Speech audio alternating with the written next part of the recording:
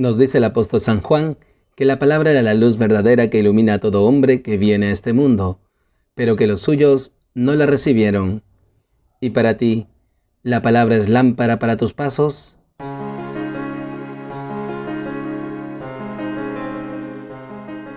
Bienvenidos, queridos hermanos, soy el Padre Ángel Gabriel y esto es Lámpara para mis pasos. Hoy, miércoles 14 del tiempo ordinario, el Evangelio nos enseña sobre la elección de los 12. A partir de ello, quisiera compartirles 3 enseñanzas. 1. Autoridad dada. El Evangelio nos narra que en aquel tiempo Jesús llamó a sus 12 discípulos y les dio autoridad para expulsar espíritus inmundos y curar toda enfermedad y dolencia. Jesús, queridos hermanos, llama a 12 de sus discípulos para ser los apóstoles y los reviste de su autoridad para realizar su ministerio, es decir, predicar el reino, expulsar demonios y sanar a los enfermos. Él es quien perpetúa su misión en este mundo a través de los apóstoles y sus sucesores. De esta manera, Jesús nos revela que Él prolonga su obra de salvación en los 12 apóstoles. ¿Contemplamos la prolongación de la obra salvadora de Jesús en los sucesores de los apóstoles? ¿Oramos por ellos para que sean fieles en el servicio de la autoridad recibida?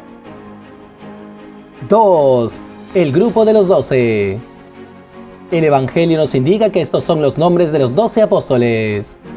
El primero, Simón, el llamado Pedro, y su hermano Andrés. Santiago el Zebedeo y su hermano Juan. Felipe y Bartolomé. Tomás y Mateo el publicano. Santiago el Alfeo y Tadeo. Simón el fanático y Judas Iscariote el que lo entregó.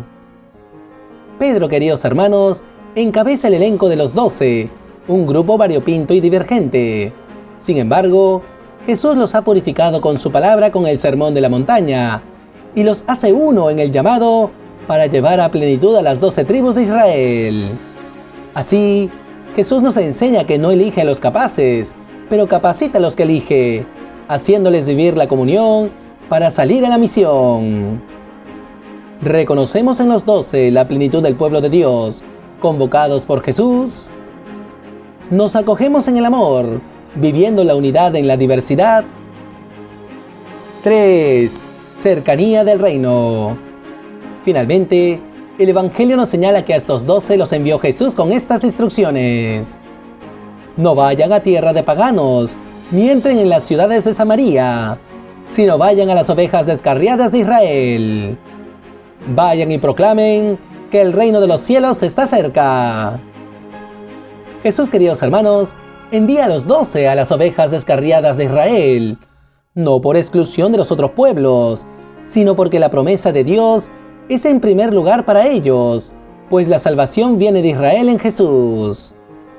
Él los envía para proclamar que Él está cerca, que su reinado quiere instaurarse en el corazón de cada persona y en el de la comunidad de fe. Con ello, Jesús se nos revela como el reino de Dios que ha de ser anunciado y proclamado por nosotros. Agradecemos a Dios por llevar a plenitud la salvación del pueblo elegido en Jesús y sus 12 apóstoles.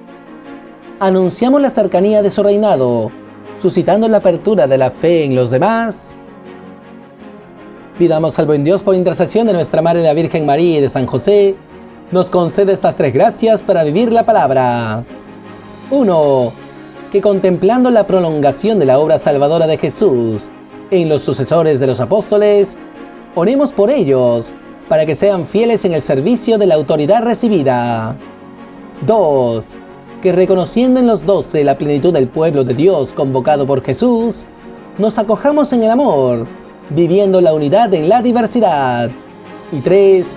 Que agradeciendo a Dios por llevar a plenitud la salvación del pueblo elegido en Jesús y sus 12 apóstoles, anunciemos la cercanía de su reinado, suscitando la apertura de la fe en los demás. Muchas gracias por su sintonía, queridos hermanos. Hasta aquí conmigo en esta meditación de la palabra. Soy el Padre Ángel Gabriel y esto fue Lámpara para mis pasos. Que Dios nos bendiga a todos.